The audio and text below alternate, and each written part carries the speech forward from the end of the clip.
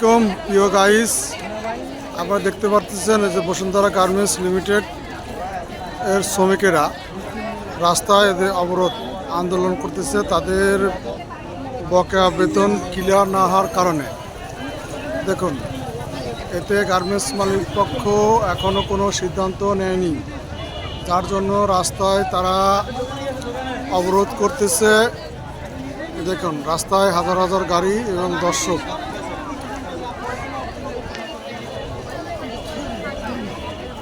সাভার হেমায়তপুর, আপনারা সবাই এই বিষয়ে মতামত জানাবেন, কমেন্ট করবেন এবং বেশি বেশি করে শেয়ার করবেন। দেখুন, অনেক দূর পর্যন্ত লোকজন দাঁড়িয়ে আছে। এই যে গার্মেন্টস, বসুন্ধরা গার্মেন্টস লিমিটেড, এই যে গার্মেন্টস।